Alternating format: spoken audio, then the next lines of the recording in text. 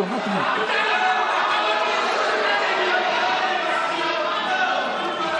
मान्यवर, हमारे पास, मैं आज चिदंबरम साहब को कहना चाहता हूं, मैं आज चिदंबरम साहब को आपके माध्यम से कहना चाहता हूं, हमारे पास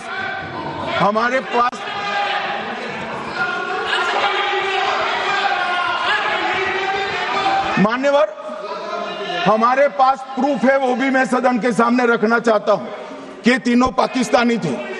3 में से 2 के पाकिस्तान के वोटर नंबर भी आज हमारे पास उपलब्ध है। मान्यवर, ये राइफलें हैं, ये राइफलें भी हमारे पास उपलब्ध है। इनके पास से जो चॉकलेटें मिली हैं, वो चॉकलेटें ढोक में से मिली, वो भी पाकिस्तान की बनाई हुई चॉकलेट है। मान्यवर, ये कहते हैं कि पाकिस्तानी नहीं थे, इसका मतलब पूरी दुनिया के सामने इस देश का एक पूर्व गृह मंत्री पाकिस्तान को क्लीन चिट दे रहा है।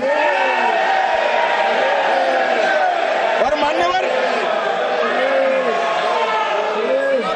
मान्यवर, वो पाकिस्तानी आतंकवादी नहीं थे ऐसा बोलकर श्री चिदंबरम अगर पाकिस्तानी आतंकवादी नहीं थे तो पाकिस्तान पर हमला क्यों किया, वो भी सवाल खड़ा कर रहे हैं। मान्यवर, आज पूरी दुनिया ने हमारे संसद सदस्य गए थे, स्वीकारा था कि हमला पाकिस्तान ने किया है। और इस देश का गृह मंत्री जो कांग्रेस पार्टी से आता है, वो कहता है कि क्या सबूत है। अरे मुझसे मांगते, मैं दे देता, टीवी से मांगते हैं, पूरी दुनिया के सामने उजागर करते हैं, सच सुबह खड़ा करते हैं। पाकिस्तान को बचाने का इनका ये षड्यंत्र आज 130 करोड़ लोग जान रहे हैं। बच नहीं पाओगे आप लोग, बच नहीं पाओगे। मान्यवर,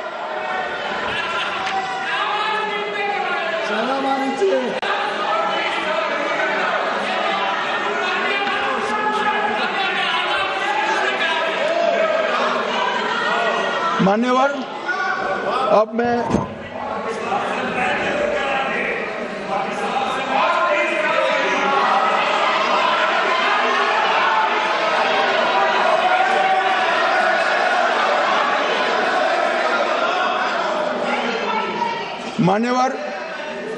अब मैं पहलगांव आतंकी हमला और ऑपरेशन सिंदूर, ये दोनों घटनाक्रम के लिए मान्यवर ये अभी से थक जाते हैं।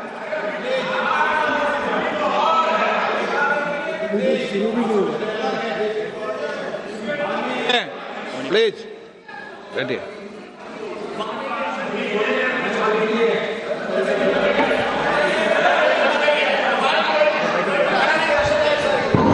मान्यवर, मैं आपके माध्यम से कहना चाहता हूं, थोड़ा धैर्य रखे भैया, अभी तो शुरू हुआ है, अभी तो शुरू हुआ है। मान्यवर, मैं पहलगांव आतंकी हमला और ऑपरेशन सिंदूर के बारे में पूरा घटनाक्रम बताना चाहता हूं। कल ढेर सारे सवाल उठाए।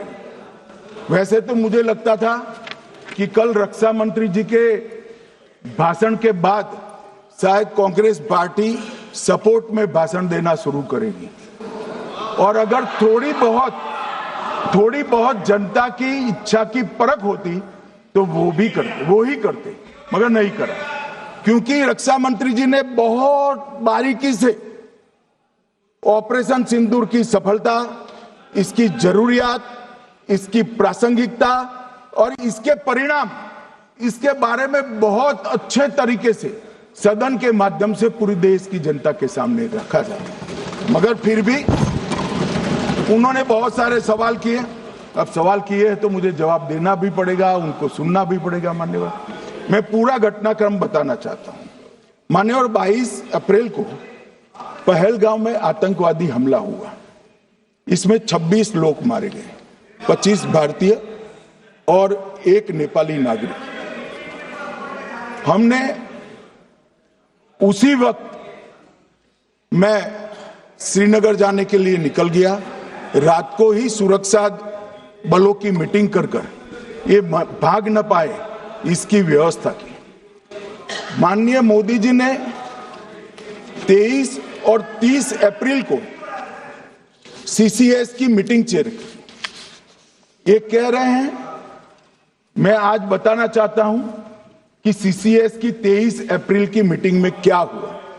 सबसे पहला कांग्रेस पार्टी का ब्लंडर था सिंधु जल संधि, इसको स्थगित करने का काम नरेंद्र मोदी जी ने किया। हमने अटारी के माध्यम से एकीकृत जांच चौकी जो चलती थी उसको बंद कर दिया।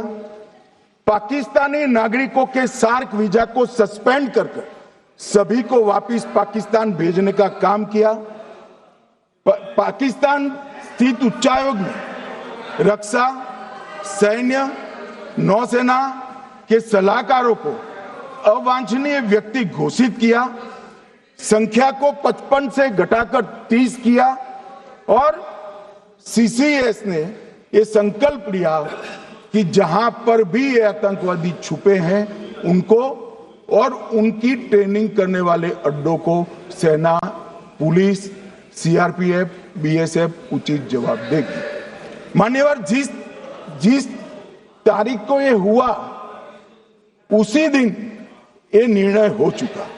मान्यवर, इसके बाद में कल गोगाई जी कहते थे मोदी जी 24 को पहलगाम जाने की जगह बिहार गए। सुनो यार, मान्यवर, मोदी जी जब ये पहलगाम घटना हुई यहां नहीं थे, विदेश में थे। आने के बाद तुरंत सीसीएस बैठक की और मोदी जी जिस दिन बिहार गए उस दिन पहलगाम में कुछ नहीं, कोई नहीं था, सिर्फ राहुल गांधी थे।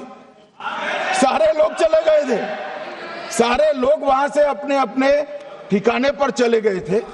मगर इन्होंने एक बात कही, उस पर मेरी आपत्ति है। मान्यवर, उन्होंने कहा 24 अप्रैल को चुनावी भाषण किया। मान्यवर, देश का नेतृत्व करने वाले देश के प्रधानमंत्री की फर्ज होती है कि देश की संप्रभुता पर, देश के नागरिकों पर अगर ऐसा जघन्य हमला होता है तो जनता की भावनाओं के अनुरूप जवाब देना चाहिए। मान्यवर, मैं आज आपकी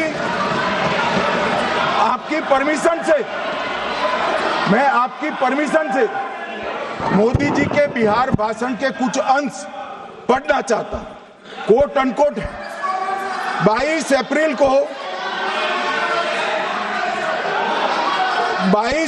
को पहलगाम का यह हमला केवल निहत्थे पर्यटकों पर नहीं बल्कि पूरे भारत की आत्मा पर एक दुस्साहसपूर्ण प्रहार है। आतंकवाद के प्रति दृढ़ और कड़ा रुख, आतंकियों और इसके हमले की साजिश रखने वालों की कल्पना से भी बढ़कर उनको सजा दी जाए।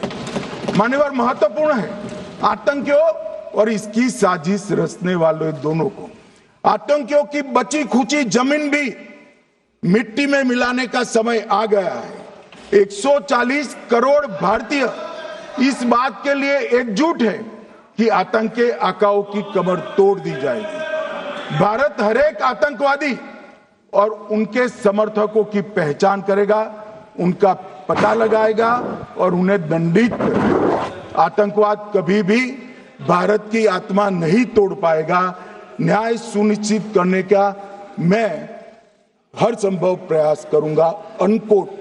अब इसमें किसी को चुनावी भाषण दिखाई पड़ता है तो उसकी समझ शक्ति पर बहुत सारे सवालिया निशान लग जाते हैं। ये चुनावी भाषण नहीं है, आतंकवाद के खिलाफ लड़ने का 140 करोड़ भारतीयों का प्रतिघोष है जो मोदी जी ने वहां दिया। इनको चुनावी भाषण दिखाई पड़ता है। जैसे चश्मे होते हैं ऐसी ही दृष्टि होती है। मान्यवर, इसके बाद 30 अप्रैल को मान्यवर 30 अप्रैल को सीसीएस की बैठक हुई, पहले 23 को हुई थी। उसमें सशस्त्र बलों को पूर्ण ऑपरेशन की फ्रीडम दे दी गई। प्रधानमंत्री मोदी जी ने सीसीएस की उपस्थिति में रक्षा मंत्री, एनएसए और सेनाओं के प्रमुख के साथ बैठकर पूर्ण ऑपरेशनल फ्रीडम देने का काम किया और इसके बाद ये ऑपरेशन सिंदूर हुआ।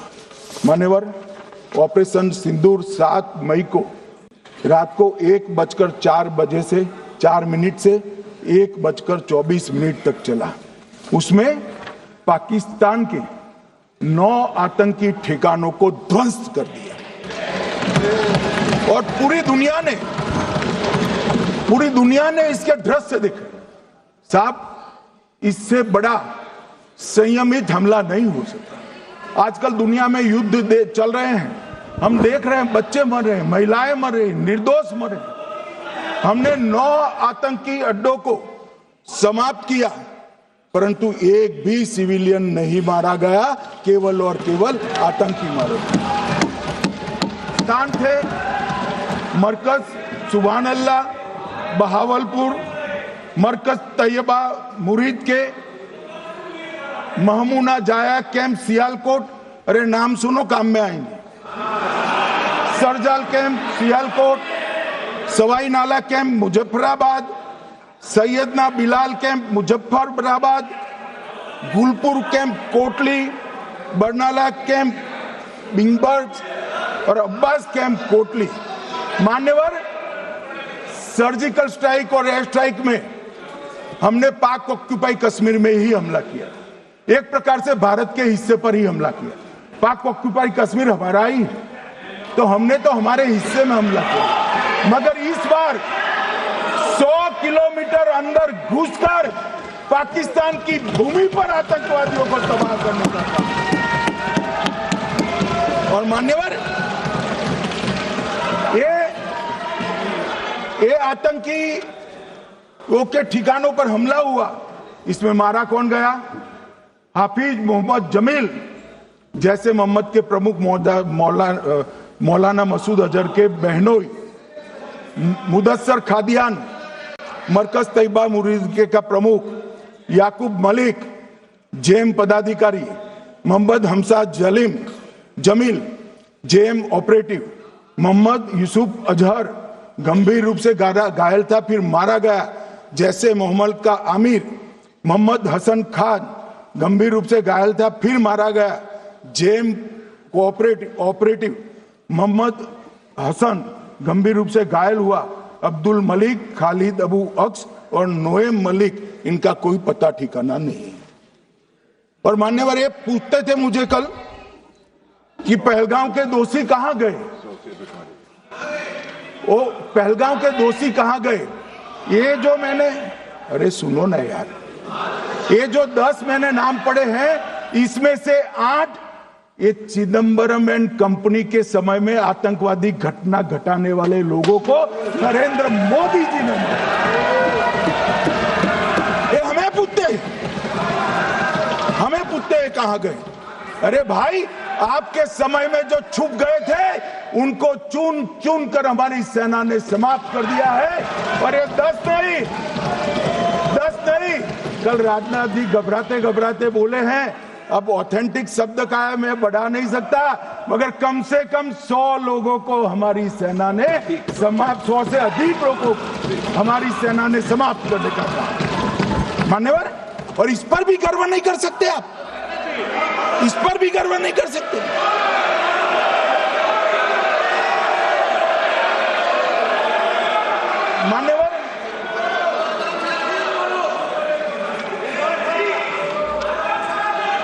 मान्यवर, 7 मई को 1:26 पर 22 मिनट पर ये हमारा काम समाप्त हो गया। हमारे डीजीएमओ ने उनके डीजीएमओ को बता दिया कि भाई, हमने आतंकवादी हमलों पर स्थानों पर सिर्फ हमला किया है, इनके हेडक्वार्टर पर हमला किया है, जो हमारा आत्मरक्षा का अधिकार है। पूरी दुनिया इसको एक्नॉलेज करती है। ऐसा नहीं हो सकता है मनमोहन सिंह के समय की तरह कि वो आकर मारेंगे और हम चुपचाप बैठे रहेंगे और जाकर चर्चा करेंगे। ये नरेंद्र मोदी सरकार, ऐसा नहीं हो सकता।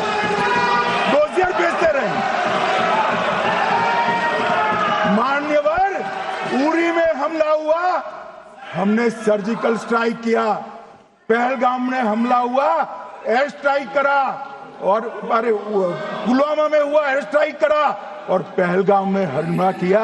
100 किलोमीटर अंदर जाकर 9 अड्डों और 100 से ज्यादा आतंकवादी को समाप्त। मान्यवर, अब देखिए,